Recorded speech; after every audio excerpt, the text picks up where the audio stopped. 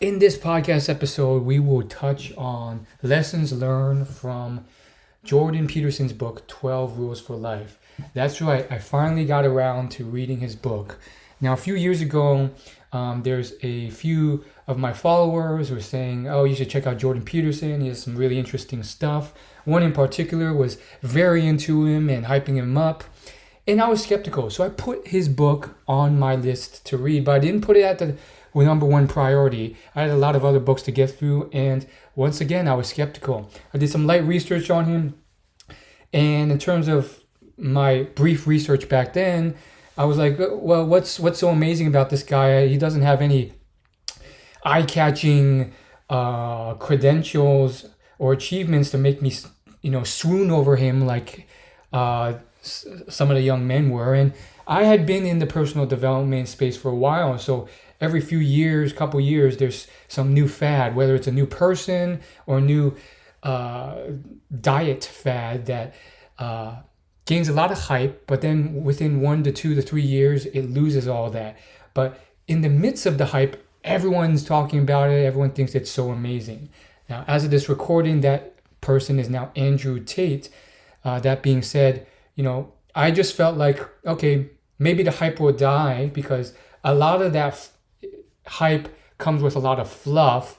And I'm more of a guy who likes to stick to timeless, fundamental life lessons that are have more substance.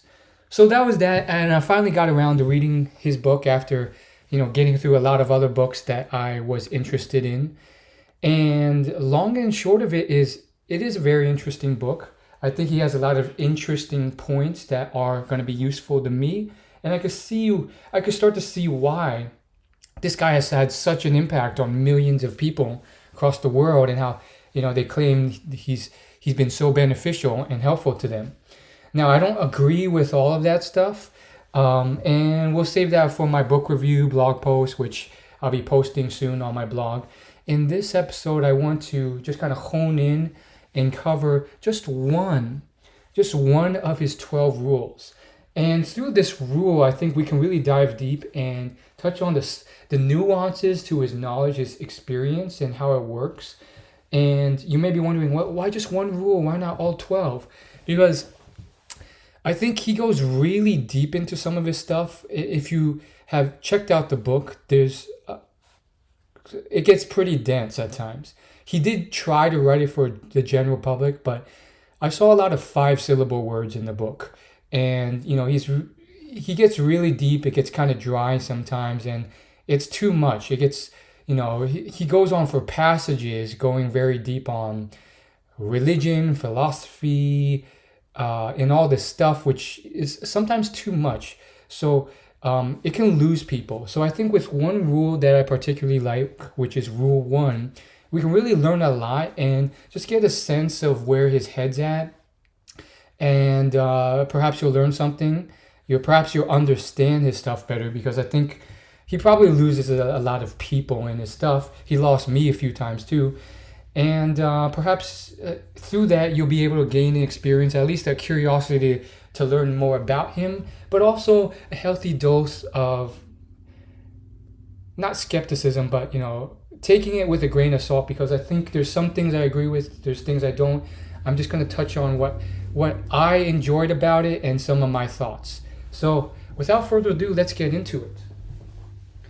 So his first rule starts off with a very seemingly innocuously simple rule, which is to basically stand up straight with good posture. And most people's initial reactions are probably, wow, this is pretty basic stuff. How is that really going to change my life in any way? And I agree. I don't think it does, but the way he breaks it down and explains it with a bit of storytelling and all his other knowledge in history, science, philosophy, evolutionary biology, all these different fields, you can kind of see that he has some deeper meanings behind this phrase. Now, I don't think simply standing up straight and having good posture will change everything. Believe me, I've tried. I think that was probably one of the first men's fashion or success tips I learned off the internet many years ago. And of course, I always check my posture, but is that alone going to be like, oh man, I started $1 million company and made all this money and had all this success because someone noticed me standing up straight and hired me for a job or something. That's not going to happen. I don't think it'll be that much of a pronouncement. However, the way he breaks it down is very interesting, and what he's really saying is that, one, you have to understand and respect dominance hierarchies and status hierarchies and play within that system. And he breaks that down across various passages with the history of certain species, dinosaurs and lobsters. And he does it much more eloquently, but the main takeaway is essentially like you have to respect dominance and status hierarchies, and they're still in effect now. You have to understand how to play within them effectively. And then there's some sub lessons within that first lesson, such as get your sleep and nutrition in check. And he breaks down how these simple things can really lead to kind of a snowball effect. He also covers some other effects. One's called the Matthew or Michael effect. And the basic idea, he goes on for a while to explain it in nuance. And I'll break all this down later as well a bit more. But the basic idea with this effect is that you'll notice that the vast majority of success gets accrued and given to a small percentage of people. And he uses the example of how in classical music there's been an unfathomable amount of songs composed, and yet when you look at the songs that get played the most, purchased the most, a very small portion of the classical music composed gets the popularity of being played the most and downloaded the most. And of those, only a very small percentage of the same artists, we're talking Bach, Beethoven, Mozart, get all of that. And he's essentially saying that, going back to dominance hierarchies and essentially the Pareto principle, not only is status very important, but being able to play within that in a way where you can succeed can be in that success group is very important. And so it's really a recommendation to say like, hey, like let's make sure you're in the group that's impactful. Now, of course, clearly we can start to see why this guy is respected, well followed, why everyone loves Jordan Peterson. He has a wide breadth and depth of knowledge in various fields, even though he's really just, by job title, a professor and a licensed psychologist, I believe. So, beyond the field of psychology that he's an expert in and a paid professional for, he has all these other admirable fields of knowledge in politics, history, and I would say if I had to pinpoint what subsections of history, there's a bit of biological history, some political history, some warfare history, and he also has just like all these other different fields of knowledge, psychology, evolutionary science, religion, philosophy. And so he's pulling from all these different areas into one to make his points. And therefore, I can see why people start to respect him. Of course, he also communicates it very eloquently. So I'm kind of also starting to see, okay, that's why people like him so much. Now, going back to his major points, how does he bring this all together? Why does this matter? Well, he's really not saying just stand up straight with good posture.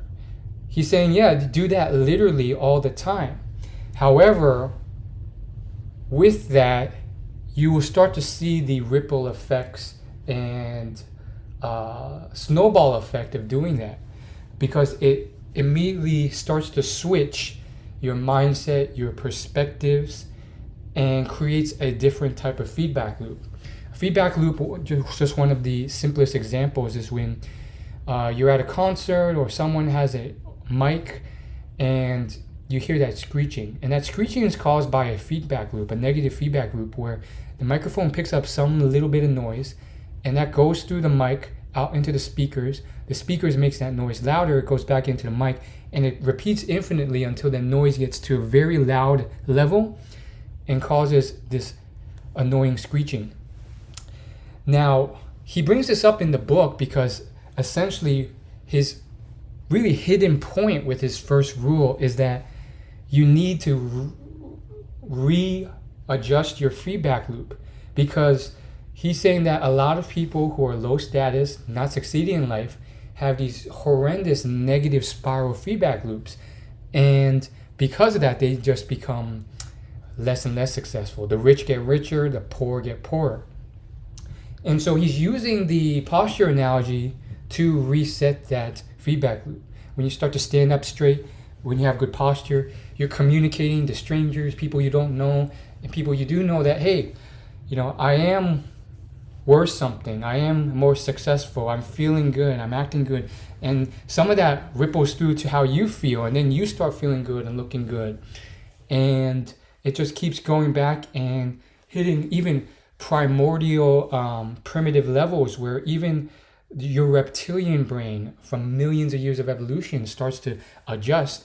And then through that, you stop thinking in desperate ways, scarcity ways, low status ways that aren't getting you results, in the more positive, opportunity seeking ways. And he breaks that down in detail by examining the high status people and low status people in human society. He makes the point how with lobsters or various other species like wolves, they all follow a dominance and status hierarchy that has lasted for millions of years. And his point is you have to respect this hierarchy because it's lasted through the length of time. Lobsters have lasted longer than dinosaurs have, and the status hierarchy remains. So it's clearly a very important system for survival, reproduction, and so forth. And so you really have to respect it. And with lobsters, they really respect that dominance hierarchy, the status hierarchy. And, when lobsters fight, the weaker one yields to the stronger one. Before the fight, they're even assessing to see who's stronger or weaker, so that the weaker one will sometimes yield before the fight. If they can already tell they're going to lose. And he said, there's, no surprise that there's a deep, although sometimes complex, status hierarchy in humans. And so he gives a simple example of a 1 to 10 scale, with 1 being the best, of different status levels of humans. With 1, you have the human who is the highest status. And because of that, he has the best food and living choices and opportunities. People fight for his attention. People fight to do him favors or her favors. And they have limitless mating opportunities. Because of these things, they think different. They're able to strategically make decisions and plan for the long term.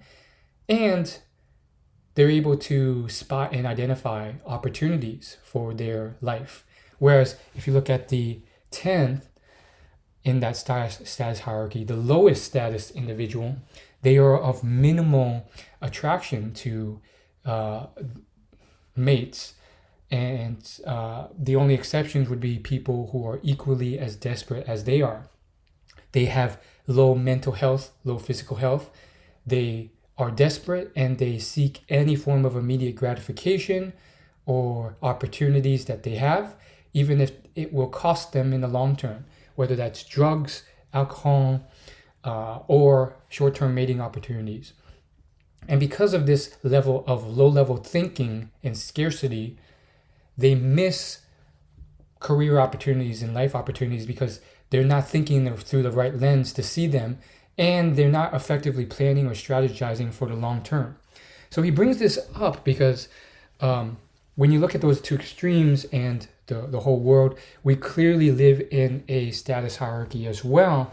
And so bringing it back to that posture point, he thinks it's really important to start to reset that postural behavior, to start to change your feedback loop system, respect that status hierarchy, and start to basically change your life through a small change that could potentially ripple into a snowball effect and a much larger change and result in life. Now, I think this is all very clever and stuff, and I like it. Do I think that changing your posture alone will do that? No.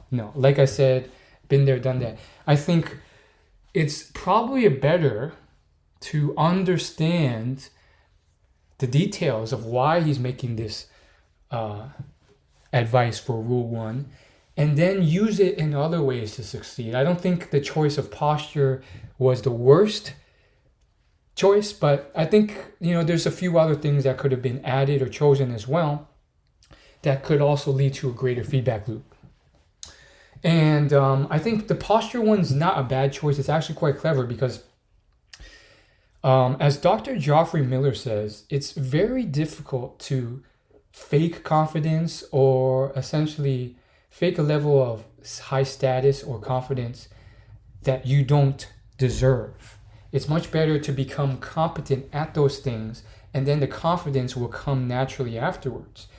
And so faking it before you make it in certain behaviors will not work, because the high status people, for one, will recognize that and knock you back down, or for some other reasons it can backfire. And so with the posture thing, I think it's clever because it's such a small change that unless you're being excessively aggressively cocky with your posture, if you're just if you just have good posture and stand up straight, that's just something related to good health that people would prefer everyone do anyways. Hence, you won't have any type of high status people, or not even high status, because a lot of high status people can be very kind as well, but domineering people trying to push you down a peg or say, hey, you can't stand like that, you're not of that status yet. So you can do it and you can get away with it and start to change your beliefs. That being said, I think perhaps there's more that you can do, because I think just your posture alone is just a small part of it. I've found that through a lot of networking events or just social events that I've attended, your body language, like a posture, is just a small part of it. It's just how you stand when you're usually static and still. Whereas I've noticed that there's a lot of sometimes slow but constant movement that happens. Even as you walk through the room, as you move while you're talking to others, how you interact with others and use your arms, how you touch others on the shoulder, all these forms of movement, even how you drape your arms on the desk, that can tell you more about a person than just your still posture. That's like one point. So I've noticed that women, especially if it's like nighttime in a bar type of vibe, they are the most brutally honest. And I've definitely been in situations where they will reject you immediately. Sometimes they will say no to you if they're nice. Other times they'll just not even acknowledge your presence if you try and approach them. And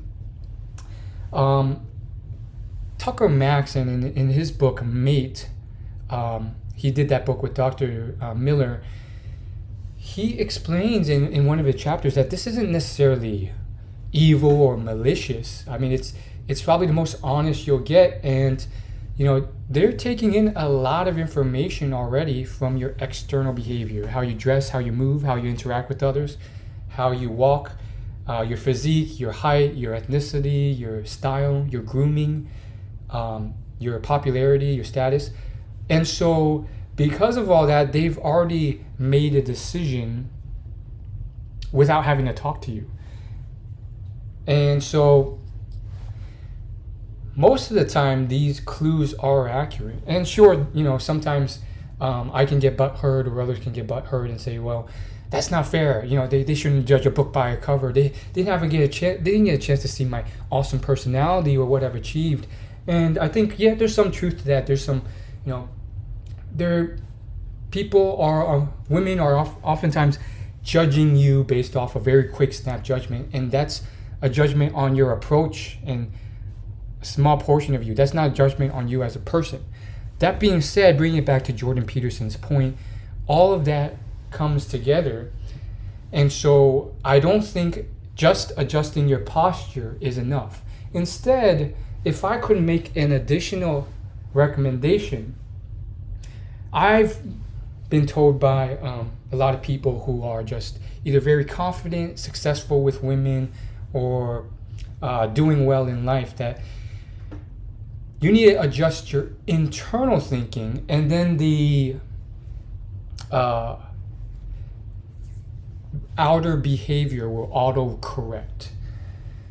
Now, you can still work on your outer behavior and try and feign the behavior of a high-status, successful person as they move around, walk around, sit down, and so forth.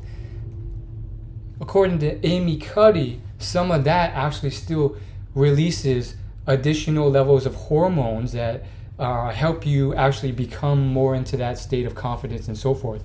That said, from the field, people are telling me that it's better to work on your internal world, your inner game, and then from there, your external world will autocorrect. So, of course, do it all. Work on how you move, how you act. Constantly check your posture. Constantly see if you can be someone who's. It doesn't have to be. I'm not saying you should be overconfident or cocky or too much or arrogant.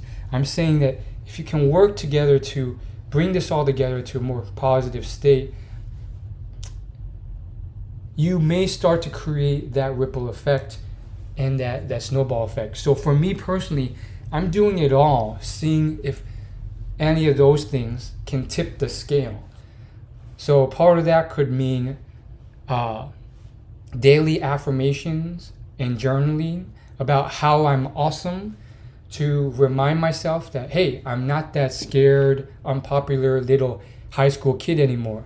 I've achieved success in certain areas. I have a podcast. I have career achievements, and so on and so forth. To reset the inner world to affect the body language behaviors. But I'm also firing on a lot of other little cylinders, updating my posture like Jordan Peterson's doing, updating my movement, or at least being cognizant of my movement so that I can reduce low-level behaviors. I think one I've detected, and people have told me a few times because I seek feedback, is hands in the pocket. So I've been just trying to get my hands out of the pocket because that's just a natural response, but it's usually seen as more kind of submissive, low-status behavior. So I'm making these changes, moving around, how I walk, how the attitude of my face, how I move, but also the inner world. And then finally, the verbal behaviors and the actions I take. A lot of these things are kind of non-verbal, but really small actions you can take can make a big difference. Smiling and saying in a very positive energy, hey, how are you? And trying to add value to people can really change the impressions that you get from people versus many people's natural default. I used to do this as well before I was aware and really understood networking. Is most people, they're either neutral or negative in their tone or their messages. They're complaining without realizing it. And then when they talk to someone new, there's lack of energy, lack of positivity, and more so, they're trying to take value. So one of the first, second, or third things they say is, can you do this for me? Can I get this? Where did you get this? Trying to obtain information or something from the other person, which is rather pesky, and people don't like that. People get it all the time, and why should they help you? And when everyone's asking for help, they're not getting any value from it. So, long story short, by changing small things here and there with your behavior, your mindset, how you see the world, how you see yourself, all these things together, or at least a couple other of them, not just your posture, could all start that train effect or snowball effect, so that it becomes a runaway snowball or runaway train, and you ultimately start to see more and more success, more and more positive reactions, more results, which leads to more confidence, and eventually get you to those higher levels of the status or dominance hierarchy, which would thereby lead to your success in life. Now, the one point that he didn't make in this book with this chapter that I think is worth mentioning, and I think the book What Women Want by Tucker Max and Dr. Miller explains this well in one of their chapters, is that sure, there's status, but there's also prestige, there's fame, and there's respect, and there's different complexities in the human mating and not even mating, but human interaction system. And so what I mean by that is, there's different ways of getting to similar goals. Now, fame, they say, well, for most readers, that's not going to happen even if you deserve it. It's just a very fickle and difficult, decade-long journey. So that leaves prestige, respect, and status. With status, there's different levels of it. And you don't have to be high status on a global scale or national scale. If you are high status amongst your local tribe, your local community, even if that's just your local CrossFit gym, that is enough to signal the right things to the right people that you have access to. And so it lowers the bar and makes it less unbearable or seemingly less impossible to achieve. And I think that's one little thing that the book can set up if you have the wrong mentality when reading it. When you read through that first chapter, you're thinking, or at least some people I can envision, they could be thinking something like, man, okay, I can change my posture, but I don't know if I can ever get to those other levels of success and status. I mean, all of that just seems too much. And so, even some of the tips he gives in the later books, in the later chapters, it can be rather overwhelming to achieve, given all the tips he gives about how to behave, act, and so forth.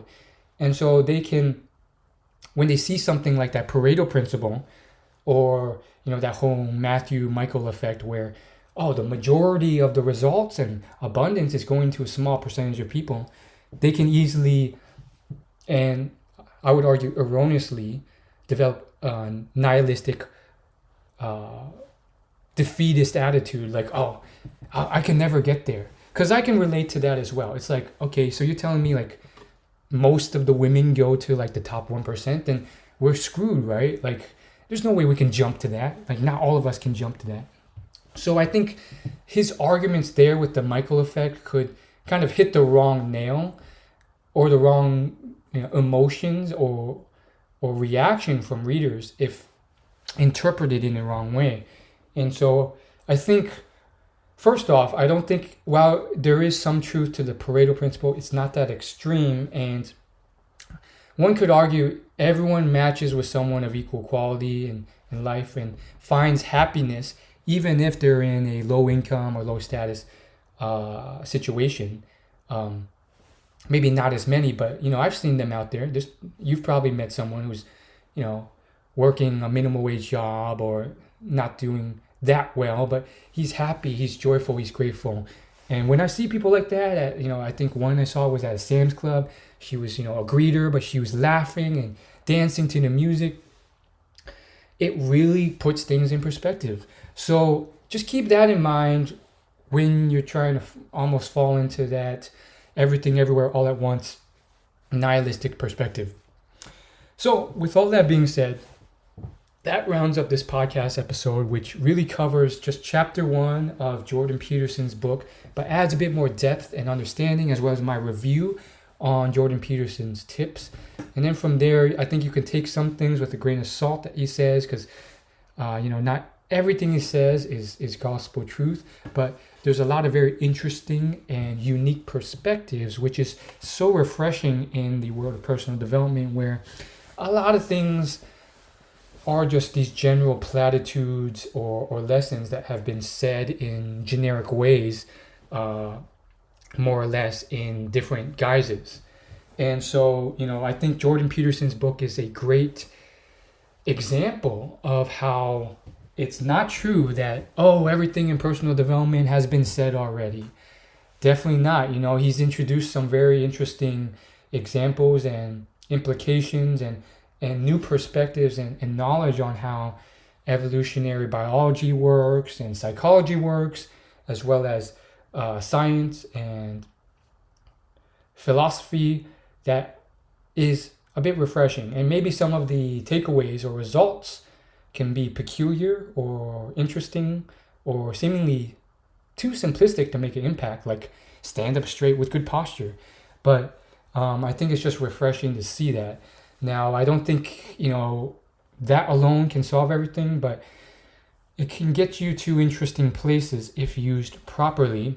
And on top of that, I think it's one of those things that can just be very helpful. And as you can see, Jordan Peterson's kind of like, I guess my interpretation of him is he's kind of like me on steroids in certain ways, because he's sometimes almost overly cerebral and goes down these rambly rabbit holes in his books about some very tangential or specific point, discussing, philosophy or religion or Adolf Hitler for passages on end, when you're like, I get it, dude, or you've completely lost me and lost the point you're trying to make. So I think that's a double-edged sword, how his mind works. That's rather interesting. Oh yeah, and one last bonus tip he said in that chapter was how he had kind of cured a lot of his clients' depression and anxiety by just making sure that they go to sleep at the same time every night to have a consistent circadian rhythm, and also having them eat a breakfast that is high in protein and fat and not carbs or sugar. And it sounds so simple, but a lot of things come back to exercise, nutrition, and sleep, which is so interesting. Like, we look for all these complex secrets or answers to life, and yet the answers are usually those simple things, at least fundamentally the start to build some cornerstone habits and success. And the funniest part is that a lot of people haven't even mastered those three things. They still eat like crap. They eat fast food too much. They eat out. They're sleeping weird. They're not exercising. And that's something that I've worked on. I think exercise is one that I'm proud to say I've been better than most on, for sure. But then I think nutrition is the one I struggle with the most. And I made some progress there too, but sometimes I slip back into it. So just keep that in mind. His reasoning, just if you're curious, is that if you slept, that means you fasted the night while you're sleeping, and then when your body starts to intake food, the insulin levels will get a spike and then a decline if you eat carbs and sugar first, which is not optimal. It'll create excessively high glucose and insulin in your blood, create some unoptimal psychological and physiological behaviors, which can then only be reset the next day after a good sleep. And so therefore, a high fat and high protein diet will set your hormones correctly and lead to better results. So I think if I had to summarize his real point for Rule 1, it's not to stand up straight with good posture. It's really to understand the importance of a status and hierarchy dominance hierarchy in human society, and realize how a lot of those statuses, whether you're high or low status, have a feedback loop effect that will make you richer or poorer. And to basically change that by resetting and changing some of your behaviors in life and create a positive feedback loop instead, whether that's through posture or some other source. And it's really diabolical, because as he says in the book, those negative or positive feedback loops actually also affect your hormone levels, which affect your behavior and then continuously affect how you behave and the level of status and so forth that you can get to. And so I think that's incredible. It gives you hope. It gives you the possibility of believing that you can break out of that rut and move into the high status realm. It's definitely been done before. Best of luck to you. Let me know your thoughts. If you have any positive thoughts for our community, questions, leave a comment on the blog post on my blog for this episode. I'd love to hear from you and build a community.